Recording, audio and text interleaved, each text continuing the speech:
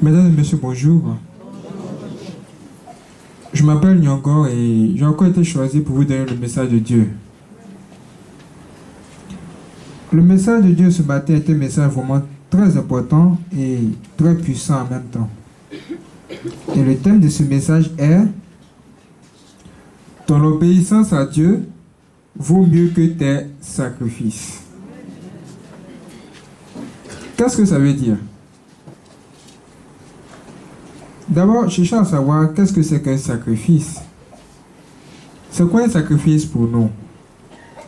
Un sacrifice, c'est ce qu'on fait pour Dieu, c'est ce qu'on donne à Dieu, tout ce qu'on a l'habitude de faire, comme les dîmes, les cadeaux, tout ce qu'on peut faire pour Dieu. Par exemple, ici, il y a certaines personnes qui sont levées tôt le matin, déplacées depuis leur maison et venues jusqu'à ici. Tu vas dire quoi? Je le fais pour Dieu. C'est à cause de Dieu que je fais ça, sinon je pourrais m'endormir tranquillement. Tout ce que tu fais là, tous tes efforts, tous les efforts que tu fournis là, c'est ce qu'on appelle un sacrifice.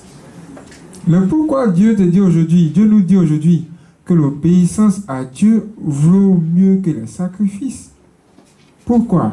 Donc cherchons à savoir qu'est-ce que c'est que l'obéissance à Dieu exactement. Ici, l'obéissance à Dieu va se définir comme j'écoute ce que Dieu me dit et je l'applique.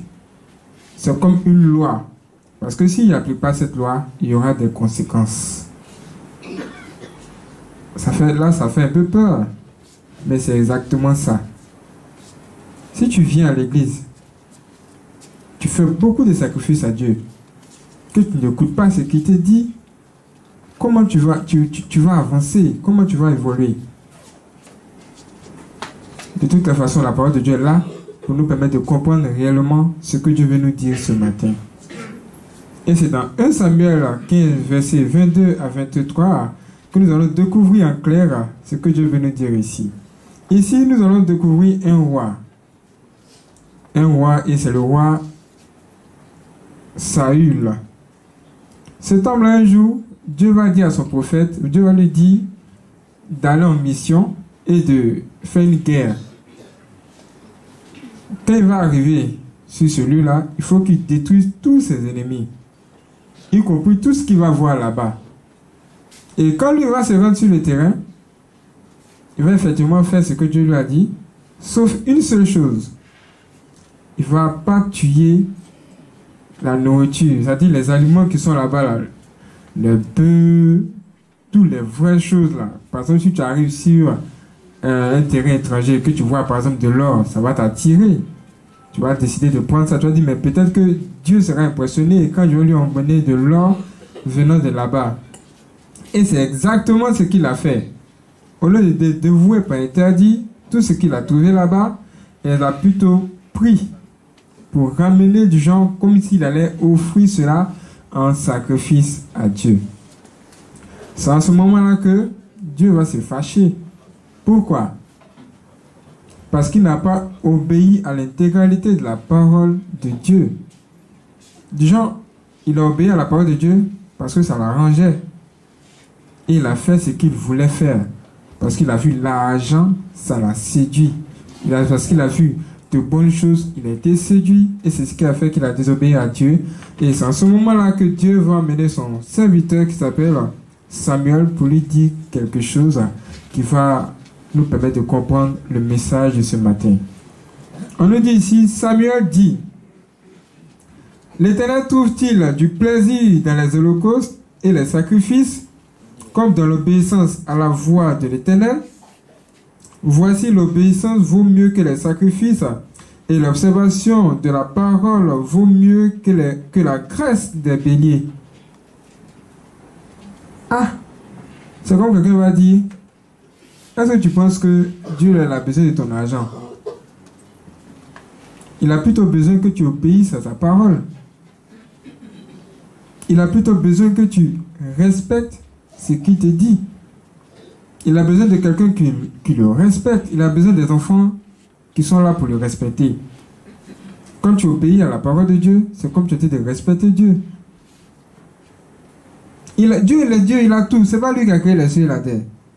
Mais dans le temps, tu veux venu lui offrir quoi? Des béliers, de la graisse des béliers. Toutes ces histoires en sacrifice. Parce que tu te dis que ça va lui plaire. Mais ce n'est pas ce qu'il t'a dit. Ce n'est pas ce qu'il t'a dit. Quand tu n'obéis pas à la parole de Dieu, il y a forcément des conséquences. Et plus loin, on nous dit, car la désobéissance est aussi coupable que la divination et la résistance ne l'est pas moins que l'idolâtrie et les téraphins.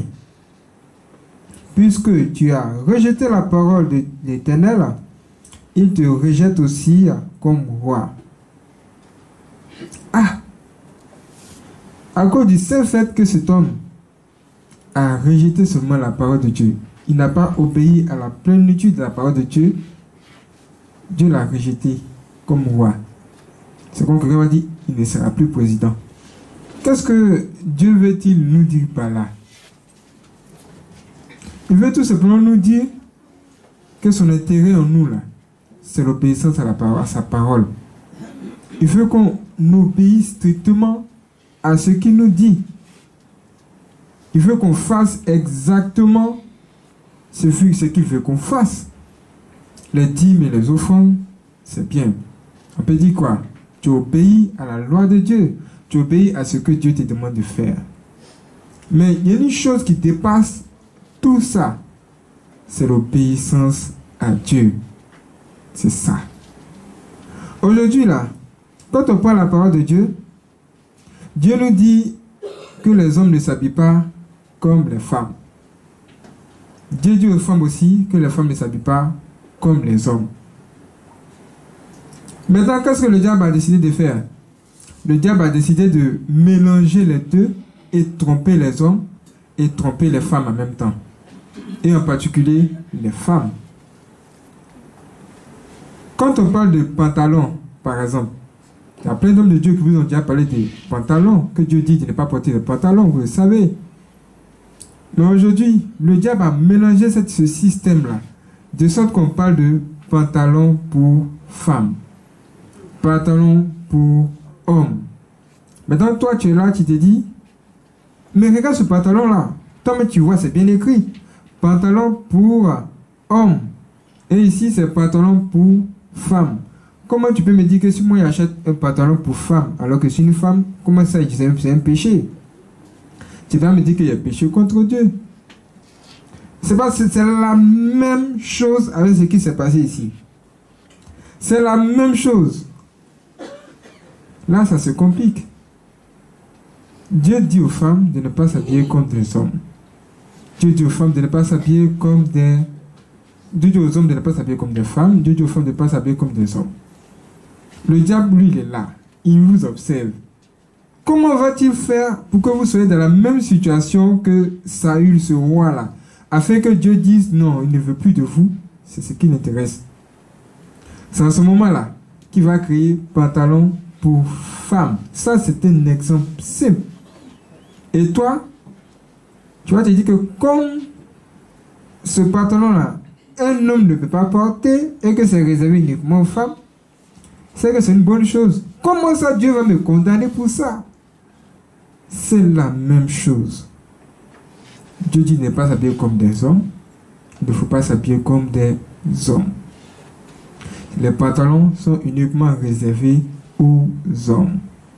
Voici comment on va voir. C'est ici, on va voir maintenant qui est prêt ou qui est prêt à obéir strictement à la parole de Dieu.